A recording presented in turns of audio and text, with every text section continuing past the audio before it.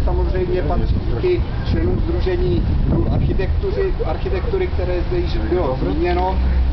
Díky patří všem, kteří přispěli na tu demontáž a odvoz.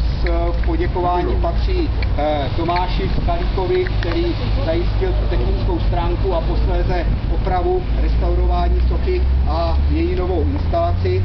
A poděkovat je nutno také Sdružení Okrašlovacímu spolku za krásnou ostravu paní sochařce Vítězkové, která je autorkou této desky, která upozorňuje na ty okolnosti, proč je směrník zde a ne v Havířově.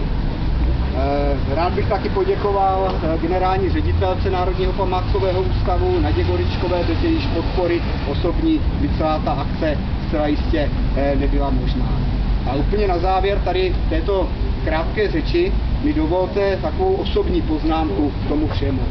V současné době se připravuje nový památkový zákon a probíhá celkem živá, někdy až vášnivá diskuze, zda ta ustanovení nová, všechny ty právní formulace zkvalitní nebo naopak zhorší možnosti památkové ochrany. Tato právní norma je zcela jistě základem pro památkovou péči, ale já si myslím, že neméně důležitá je role občanské společnosti. A myslím si, že například nádraží v Havířově